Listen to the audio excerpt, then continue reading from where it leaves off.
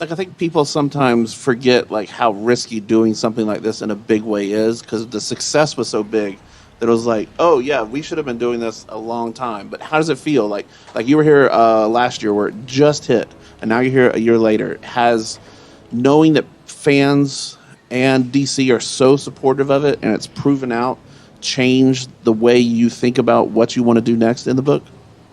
Yeah, it's totally given us confidence. I mean, that's what it is. There's some fun. I'm not going to name names, but there was a few people like, "What are you guys thinking? Why would you take this on?" And the internet too. The first response was like, "Oh boy, big Batman." But Scott and I knew there was a really great story in there, and we just had to deliver and bring it to life. And I don't know, we felt comfortable, right? And now that everyone's accepted it and is loving it. We're going to go even harder. I haven't had a lot of time to read, but right now, Absolute Batman is the bottom line of everyone's lore right now. We all know the story of Batman. We've seen his origin story so many times, but the way that they did it, you could tell that these are the writers that are writing these books were fans of the original. And said, but what if we brought this into modern times? What would this thing look like? And it's so fascinating to see how it does and what direction it goes. And it's like, damn, why didn't I think of that? So yeah, always that new energy. New energy brings new storylines, and always thinking outside the box can give you a whole different perspective on something that you thought that you knew for your whole entire life. C'est pour ça que j'ai créé cette page pour découvrir toujours des innovateurs. Des gens qui innovent, qui essaient de se détacher d'un statu quo. Et franchement, ce week-end, ce fut un plaisir de découvrir ce dont je veux vous parler là. On va revenir encore dans le monde des comics comme vous l'avez vu dans la vignette. Absolute Batman de Scott Snyder. Absolute Batman de Scott Snyder qui défie toute logique. Ça, franchement, il faut retourner. Je pense que il faut retourner à The Dark Knight Returns, créer ces personnages et surtout même, je pense même pas seulement sur la série Absolute Batman, la série Absolute Universe. Où depuis le 2 octobre 2024, les gens qui s'occupent un peu du truc un peu absolute, de l'univers absolute, que ce soit Absolute Batman, que ce soit Absolute Superman, que ce soit Absolute Wonder Woman, Absolute Green Lantern ou Absolute Flash. Cette série de trucs où l'univers se déroule dans un monde beaucoup plus urbain, je dirais pas beaucoup plus moderne, parce que les histoires se découvrent pas moderne, on va dire moderne, mais avec des thématiques un peu plus modernes, on va dire ça. Je pense que c'est un peu ça pour le truc. Et là aujourd'hui, on va parler de celui que j'ai lu en premier. Je vais essayer de finir aussi celui de Superman pour faire aussi un sujet sur ça. Mais Absolute Batman, franchement, de Scott Snyder et écrit par Scott Snyder et dessiné par Nick Dragotta, même si je pense pas que c'est les seuls dessinateurs qui sont dans le truc, qui sont dans 3 ou 4 un peu, je pense. Si je pense pas. Absolument fabuleux. C'est fabuleux, c'est fabuleux. Je soupçonne aussi même l'influence même du manga aussi là-dedans. C'est-à-dire que il y a une influence du manga là-dedans aussi dans l'écriture. Mais Scott Snyder déjà, c'est un personnage que j'ai découvert justement à travers vraiment le truc d'Absolute Batman, parce que je me suis demandé qui a écrit ça. C'est quelqu'un qui est un scénariste de comics depuis depuis plus de 20 ans hein, et tout, mais généralement son truc notamment avec les American Vampire et les Swamp Thing, c'est quelqu'un qui écrit beaucoup sur l'horreur. Son style est beaucoup plus sur l'horreur et ça se sent un peu notamment avec ce dernier Batman là qu'il a écrit et tout. Il y a beaucoup du style de l'horreur aussi là-dedans. C'est moderne, c'est l'horreur et je risque de me répéter l'influence aussi de l'animation parce que les chapitres, les tomes sont entrecoupés en arcs. Un arc. C'est quelque chose que je ne voyais pas dans les comics avant. Je ne voyais pas dans les comics. Lui, il y a littéralement des arcs qu'on dépasse et autres et tout. Et c'est vraiment l'influence de l'animation, l'influence du manga un peu là-dedans et autres et tout. Là où tu passes d'un arc à un autre et tout et tout et tout. Et c'est ça que j'ai vu aussi avec toutes les dessins de Nick Dragota sont absolument superbes. Autant dans l'univers.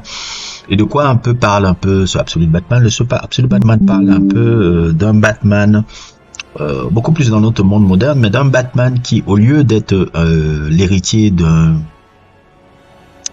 un peu de la famille Wayne, très riche et autres et tout, c'est un gars de classe sociale moyenne, dont le père, si je me trompe pas, le père est un enseignant et la mère, je sais pas aussi, elle travaille dans les services sociaux ou quelque chose comme ça.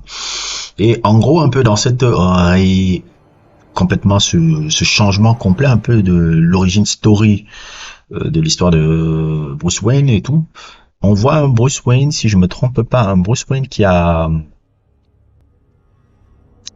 on voit un Bruce Wayne qui a la chance qui lors d'une sortie avec son père, sortie d'école avec son père qui est aussi son professeur à la base, il voit comment son père est assassiné sous ses yeux.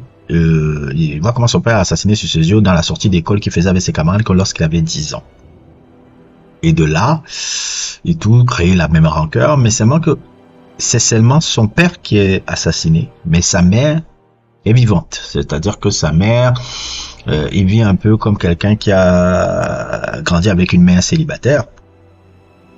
Et comme c'était aussi un génie à l'école, c'était quelqu'un qui était très brillant, justement même la sortie d'école qu'il faisait là, c'était une sortie d'école qu'il avait réussi à gagner par rapport à un concours qu'il avait fait.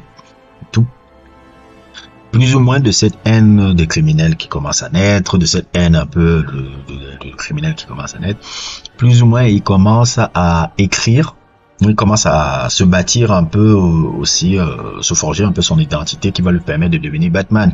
C'est-à-dire que il occupe énormément de métiers, que ça soit dans la technique, que ça soit ingénieur, que ça soit maçon, que ça soit tellement de trucs qui lui permettent de développer vraiment, comment on dit là-bas, des skills un peu qui lui serviront plus tard et tout. Ce Batman là, ce Bruce Wayne qu'on va suivre, il a un Bruce Wayne très jeune, c'est un Bruce Wayne qui a 24 ans. Il est plus massif, plus il a 2,06 m. Il est complètement massif, complètement truc et tout, très enchevêtré. Et de là, un peu, on va suivre un Bruce Wayne qui est beaucoup plus un Bruce Wayne de classe sociale moyenne. Sans les ressources et autres, tout, mais beaucoup avec d'ingéniosité, qui fonctionne un peu avec les gadgets qui forment et autres, tout. Mais au-delà de ça, c'est surtout l'histoire qui est fabuleuse. C'est vraiment une histoire qui verse un peu dans l'horreur et une réécriture encore complète des personnages.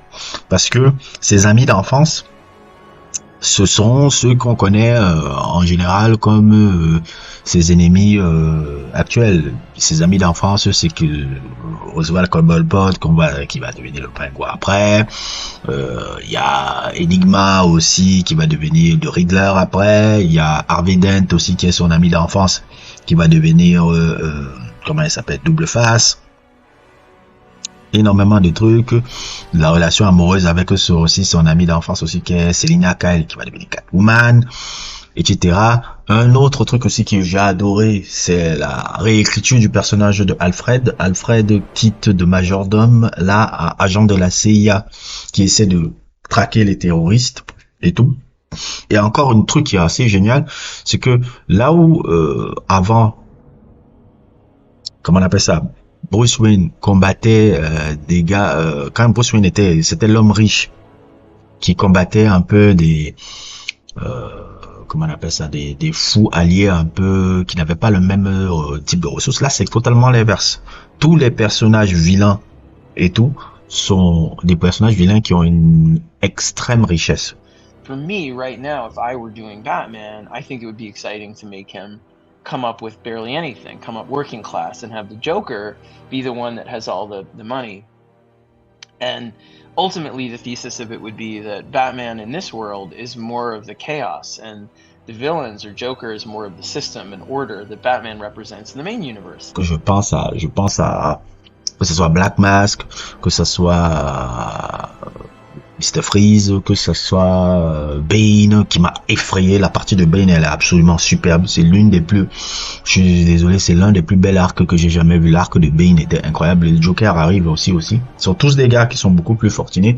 Et ils représentent plus ou moins, ces vilains-là représentent un peu ceux qui détiennent un peu le système un peu social de Gotham et autres et tout. Et lui, il a un peu le mid-class de la classe ouvrière, un peu, qui veulent un peu changer ça par rapport à ces vilains. Notamment le premier arc avec Black Mask et autres et tout. Et vous vous rappelez un peu, je ne sais pas un peu, j'avais dit une fois un peu ce qui, ce short dans cette émission que j'avais fait avec mon ami sur Sandal, sur Sen Network un peu, que la différence entre les mangas et les comics généralement, c'est que l'affrontement des mangas sont beaucoup plus spirituels. Les affrontements sont spirituels. Rapporté par rapport au connard de comics. Savoir te rendre un combat spirituel, en te montrant la spiritualité du combat entre les deux et l'histoire qu'ils racontent dans le combat là. Quand tu vois le truc avec les enfants là, et derrière leur combat, ça raconte un peu l'histoire de leur amitié et de leur rivalité, de la dimension un peu tragique de leur histoire à deux là. Hokuto no Ken qui a été le premier à faire ce truc là.